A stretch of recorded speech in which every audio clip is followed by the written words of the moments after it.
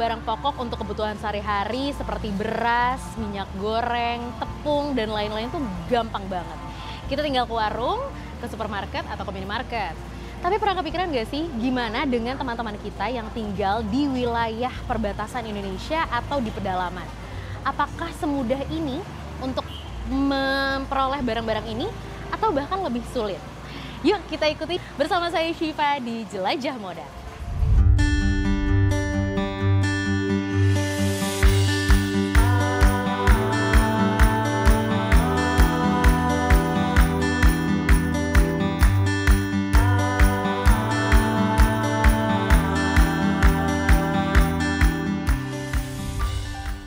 Transportasi, biasanya kita kenal hanya sebagai cara manusia berpindah tempat.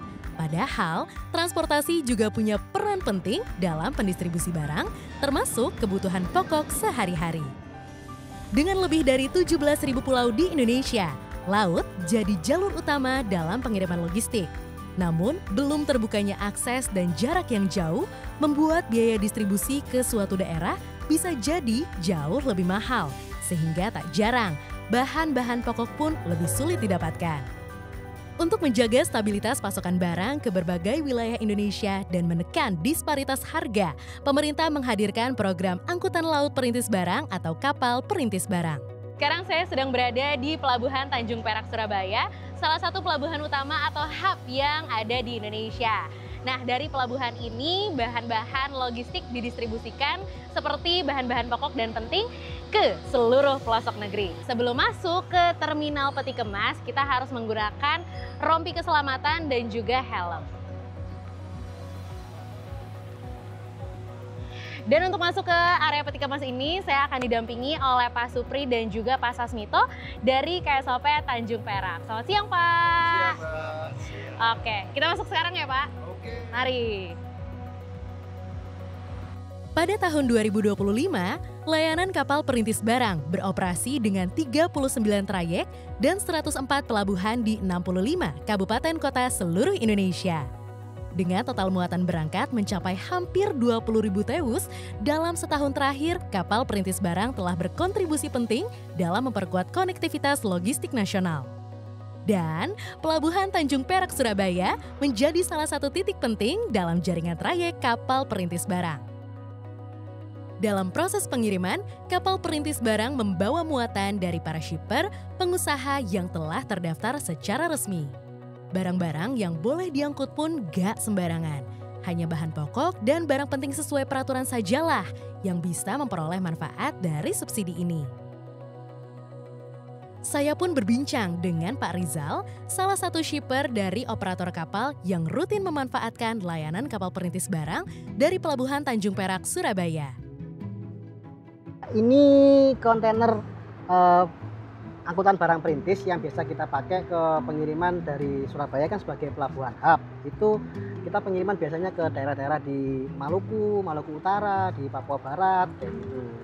Untuk penggunaan layanan kapal barang perintis ini, muatan barang perintis itu hanya konsignee, shipper, dan supplier yang terdaftar di sistem. Jadi tidak bisa sembarangan, semua harus melalui proses dan kami ini sebagai shipper yang sudah terdaftar di sistem. Kira-kira apa keuntungan setelah menggunakan angkutan barang perintis ini dibanding mungkin sebelum menggunakan angkutan barang perintis? Kalau dari segi keuntungan yang pasti harga ya, karena angkutan barang perintis ini kan dia dapat subsidi dari Kementerian Perhubungan. Jadi beda dengan layanan yang biasa itu kan full price, kalau ini ada subsidinya. Dan juga ini muatan barang perintis itu menyasar ke tempat-tempat daerah 3TP, jadi daerah terluar, terpencil, dan tertinggal itu langsung sampai tujuan. Jadi enggak lagi kayak sistem dulu yang dulu kan, misal kita mau kirim ke Seram, itu kan harus turun di Ambon dulu, baru ke Seram. Tapi kalau pakai muatan barang perintis itu langsung ke Seram, enggak lagi kita mampir di Ambon.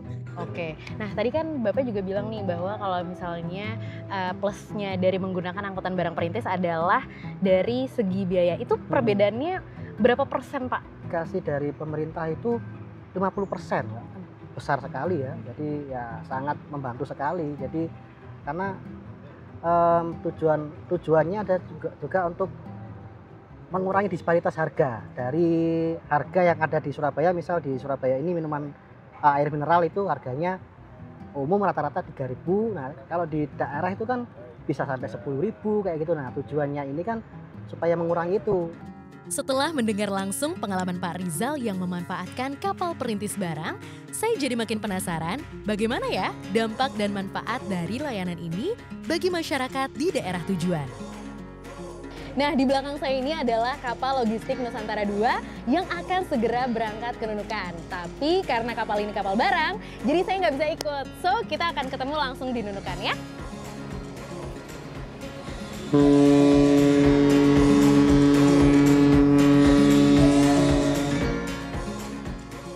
Untuk bisa lebih memahami seperti apa sih proses distribusi barang, kita akan mengunjungi langsung salah satu trayek pelabuhan tujuan dari kapal perintis barang di Pulau Nunukan, Kalimantan Utara.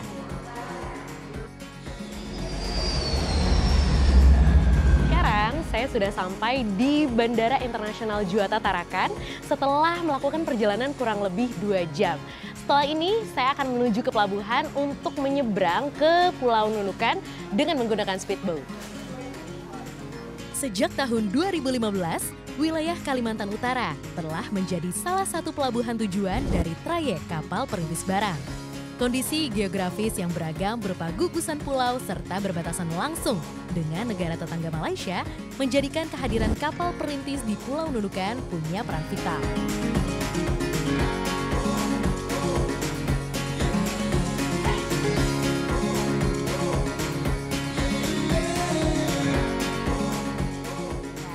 Kita udah ada di speedboat menuju Pulau Nunukan dengan perjalanan kurang lebih 2,5 jam.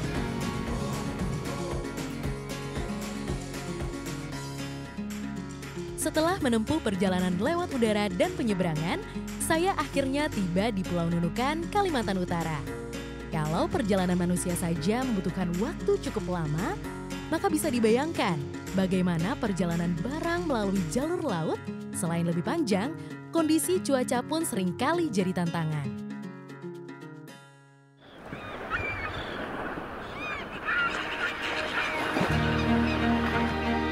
Setiba di Terminal Peti Kemas Pelabuhan Tunotakan, saya cukup beruntung karena bisa melihat langsung 2 kapal perintis barang, yakni kapal logistik Nusantara 2 dan kapal Kendaga Nusantara 2.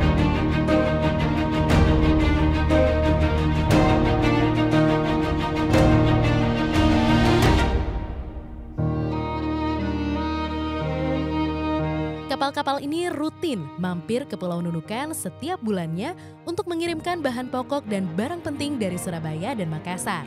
Begitu kapal bersandar, barulah dilakukan proses bongkar muatan.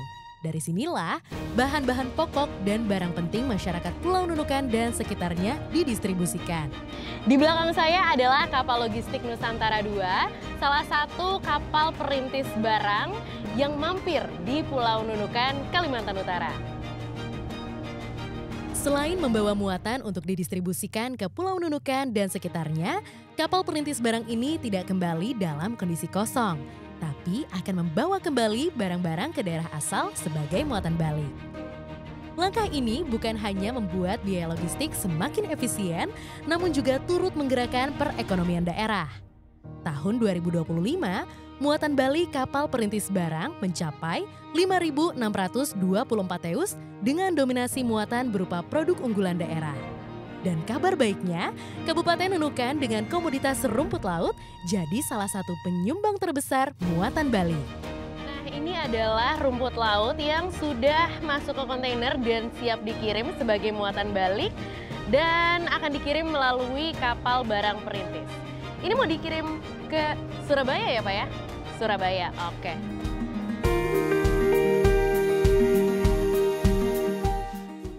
Sebelum sampai di pelabuhan untuk dikirim menjadi muatan balik, rumput laut terlebih dahulu melalui proses panjang.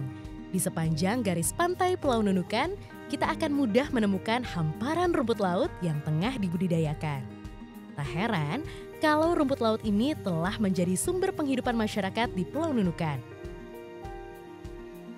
Untuk melihat lebih dekat bagaimana produk unggulan daerah ini dibudidayakan dan didistribusikan, kita akan berkunjung ke Kampung Mamolo, salah satu sentra rumput laut di Pulau Nunukan. Nah, sekarang saya sudah ada di Momolo dan kita akan mencari tahu lebih jauh bagaimana rumput laut di Pulau Nunukan dibudidayakan. Dan sekarang kita mau ketemu sama Bu Kasmi sebagai pembudidaya rumput laut. Halo Ibu, apa kabar? Alhamdulillah sehat. Alhamdulillah sehat. Nah, Ibu boleh tahu nggak sih di belakang ini itu lagi ada kegiatan Ini apa? proses pengikat bibit, Bu. Oh, Kita oke. kesini, Bu, saya jelaskan. Iya, boleh. Mari Bu. Bu Kasmi, boleh dijelasin nggak sih ini yang sedang berlangsung nih kegiatan apa? Bu? Ini proses mengikat bibit yang nanti akan dibawa ke laut. Oke. Ya, prosesnya 45 hari, nanti setelah 45 hari baru kami panen. Nah, setelah ditanam di laut selama kurang lebih 45 hari, kemudian dijemur ya, Bu. Nah, itu dijemurnya di mana, Bu? Di sana, Bu. Ayo kita ke sana. Oke. Ayo. Ibu-ibu, izin semangat ya. Semangat.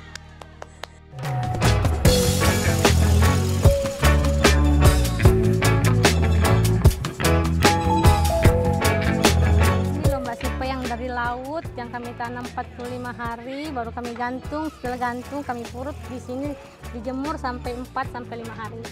Kemudian setelah 4 sampai 5 hari ini dikirim kemana dan menggunakan apa, Bu? Menggunakan kapal perintis dikirim ke Surabaya dan Makassar. Lewat tangan-tangan seperti Ibu Kasmi inilah, rumput laut turut menjadi bagian penting sebagai mata pencaharian masyarakat Pulau Nunukan. Untuk memenuhi tingginya permintaan, kehadiran kapal perintis barang pun membuat harga pengiriman rumput laut menjadi jauh lebih terjangkau sehingga distribusinya semakin maksimal. Nah, sekarang kita sudah ada di tempat di mana rumput laut kering sudah dikarungkan dan siap untuk dikirim. Dan sekarang saya sudah bersama dengan Pak Alkir sebagai pengusaha rumput laut. Ya, Pak Alkir udah berapa lama sih sebagai pengusaha rumput laut? 2009 sampai 2025. 2009 sampai 2025, berarti Ya. kurang lebih 18 16 tahun. tahun. 16 tahun ya. Ya. Pak Alkir, setelah adanya kapal barang perintis, apa sih manfaat yang dirasakan sama Bapak? Ya, manfaatnya tuh banyak ya. Karena selisih harganya juga murah. Kadang-kadang itu sampai 3.000 per karung selisih harganya dari kapal swasta. Apalagi kalau dibandingkan dengan spil. Kadang-kadang kita itu mengirim itu sampai 1.500 atau mencapai sekitar 2.000 karung. Jadi kalau untuk selisih 2.000 karung, kita kalikan 3.000, itu enggak lari. Sekitar mau dia 60 juta selisih harganya dari biaya pengirim. Makanya ini kalau untuk kendagang membantu. Dari perkotaan hingga ke kawasan perbatasan, dari pelabuhan utama ke pelabuhan tujuan, manfaat kehadiran kapal perintis barang nyata dan berdampak dirasakan. Tidak hanya untuk menjaga pasokan barang dalam memenuhi kebutuhan sehari-hari masyarakat, namun juga memaksimalkan potensi produk unggulan di daerah yang turut menggerakkan roda perekonomian. Dan perjalanan ini belum selesai. Distribusi logistik di Pulau Nunukan masih berlanjut lewat jalur darat dengan angkutan barang perintis. Saksikan lengkapnya di episode berikutnya bersama saya Syifa di Jelajah Moda.